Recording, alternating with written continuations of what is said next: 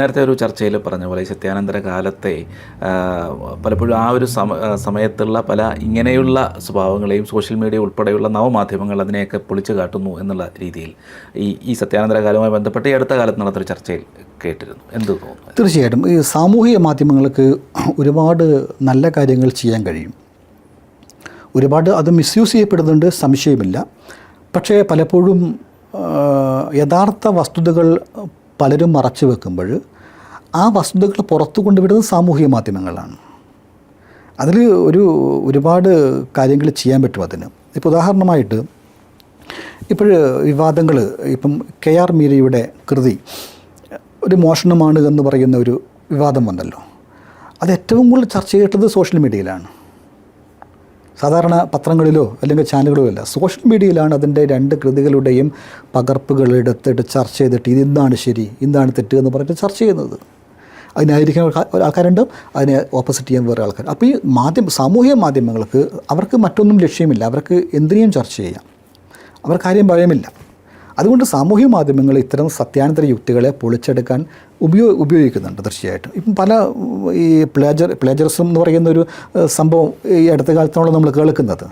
ഇപ്പോൾ സുനിൽ പീലിയുടെ ഉണ്ട്. സുനിൽ പീലിയുടെ കൃതികളൊക്കെ തന്നെ പ്ലേജറിസത്തിൻ്റെ ഭാഗമാണ് എന്ന് രവിശങ്കർ നായർ എന്ന് പറയുന്ന നിരൂപകൻ പറഞ്ഞപ്പോൾ ഇവിടെ എത്ര ചർച്ച നടന്നു.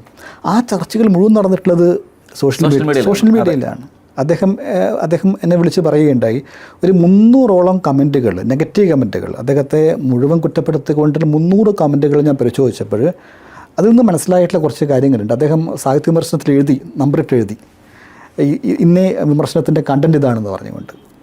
വാസ്തവത്തിൽ കഴിഞ്ഞ ദിവസം ഈ സുനിൽ പീലിടത്തെക്കുറിച്ച് ഞാൻ നടത്തിയിട്ടുള്ള ഒരു ചർച്ചയുടെ ഭാഗമായി നടത്തിയിട്ടുള്ള ഒരു ക്ലിപ്പിംഗ് സോഷ്യൽ മീഡിയയിൽ പ്രചരിച്ചപ്പോൾ അതിന് താഴെ വിടുന്ന കമൻറ്റുകൾ ഞാൻ നോക്കി. വാസ്തവത്തിൽ അന്ന് ഒരു 5-6 വർഷങ്ങൾക്ക് മുമ്പ് രവിശങ്കർ നായർ എന്താണോ നേരിട്ടത് അതേ ഒരു നെഗറ്റീവ് കമൻറ്റാണ് ഞാനിപ്പോൾ നേരിടുന്നത്.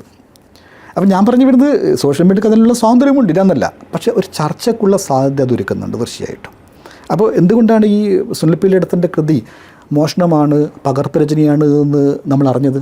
സോഷ്യൽ മീഡിയ വഴിയാണത്. അതിൻ്റെ ഗുണമാണത് തീർച്ചയായിട്ടും. കാരണം ഇപ്പോഴ് നമ്മൾ ഏറ്റവും പുതിയ കാലഘട്ടത്തിൽ ഏത് പുസ്തകവും നമുക്ക് നെറ്റിൽ ലഭ്യമാണ്, നമ്മുടെ ഡിജിറ്റൽ ലോകത്തിൽ ലഭ്യമാണത്. അതുകൊണ്ട് ഈ അറിവിൻ്റെ കുത്തക ആർക്കും ഇന്നില്ല, മുമ്പുണ്ടായിരുന്നു. ഇപ്പോൾ MN വിജയൻ എന്ന് പറയുന്ന ഒരു നിരൂപകൻ ഒരു കാലത്ത് നമ്മുടെയൊക്കെ ഈ വേദികളിലൊക്കെ പോയിട്ട് പ്രസംഗിച്ചപ്പോൾ അദ്ദേഹം പറയുന്ന കാര്യങ്ങളുടെ യഥാർത്ഥമായിട്ടുള്ള സോഴ്സ് കണ്ടെത്താൻ ആർക്കും കഴിയുമായിരുന്നില്ല. അക്കാലത്ത് കേൾവിക്കാർക്ക് അക്കാദമിക് മഠത്തിൽ കഴിയും, പക്ഷേ കേൾവിർക്ക് കഴിയില്ല. കാരണം അവർക്ക് ആ പുസ്തകം ലഭ്യമല്ല, അവർക്ക് അവൈലബിലിറ്റി അവർക്കില്ല അവർക്ക്.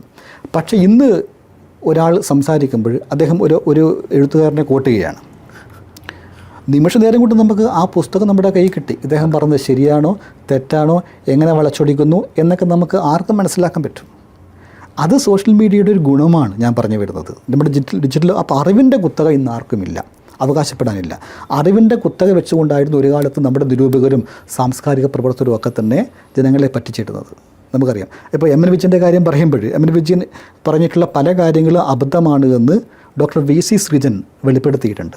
അദ്ദേഹത്തിൻ്റെ MN വിജയനും കുറ്റവും കുറവും എന്നുള്ള പുസ്തകമുണ്ട്, കറണ്ട് ബുക്സ് പുറത്തിറങ്ങിയിട്ടുള്ളത്.